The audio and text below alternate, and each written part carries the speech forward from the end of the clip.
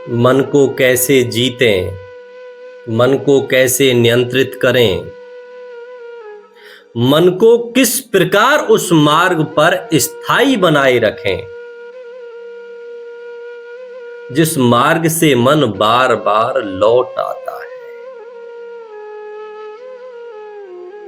आज मन को कोई दिशा दी, कोई मार्ग दिया, कोई दृढ़ संकल्प किया। अब 4 दिना तो बात बनी, 4 दिन बाद फिर वही जिसे मन पहले से ही। यहां हमें 2 बात समझनी होंगी कि मन और आत्मा, इन दोनों को समझना होगा। मन और आत्मा ये दोनों ही एक दूसरे के पूरक हैं। जब तक हम मन को आत्मा का सहयोगी नहीं बनाएंगे और आत्मा को मन का सहयोगी नहीं बनाएंगे, जब तक हम दोनों के भावों को नहीं समझेंगे, तब तक हम जीवन को कोई भी स्थायी केंद्र बिंदु पर बनाए रखने में कभी भी सफल नहीं हो सकते हैं। भगवान कहते हैं, मन को जीते आत्मा और न जीते को। अब नीचे जो लाइन आती है उसमें और विशेष बात, यहां तो भगवान ने कह दिया कि मन को केवल आत्मा ही जीत सकती है, यानी कि आत्म बल से ही मन को जीता जा सकता है, नियंत्रित किया जा सकता है। अब दूसरी लाइन में भगवान कहते हैं, आत्म बल मन ते बढ़े।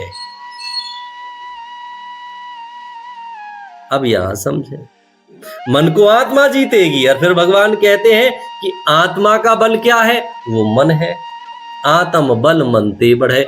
यदि आत्मा बलशाली होगी तो अपने मन को नियंत्रित कर लेगी, लेकिन आत्मा का भी बल क्या है, वो मन है। अब मन को इतना बलशाली होना पड़ेगा कि वो आत्मा के आत्मसार में एक हो जाए, मन और आत्मा का भाव एक हो जाए।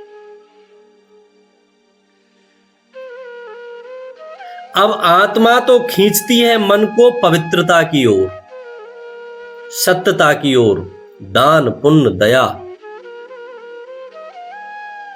और मन भगता है संसार की ओर, विकारों की ओर, कामनाओं की ओर।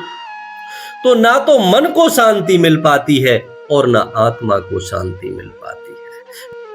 अब ये दोनों एक दूसरे के पूरक कैसे बने, इस दोहा को पूरी तरह लिख ले, बार बार समझें, मनन चिंतन मंथन करें, तो मन को हम सही दशा देने में। अब यहां भगवान कहते हैं, मन को जीते आत्मा और न जीते कोई, आत्म बल मन ते बढ़े, हरि सुमरन करे जो है।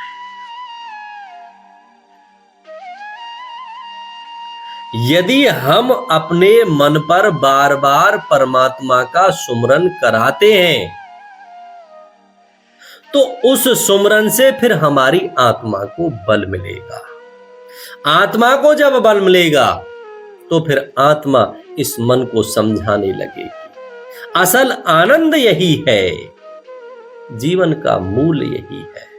हे मन, तू संसार की ओर मत दौड़, तू सुमरन की ओर दौड़, तू बाहर नहीं, तू अंदर की ओर दौड़। एक दूसरे के दोनों पूरक होने लगेंगे, और जब दोनों ही एक दूसरे के पूरक होने लगेंगे तो आत्मा अपने मन पर नियंत्रण पा लेगी और मन फिर बलशाली होकर आत्मा के कल्याण में सहयोग करेगा।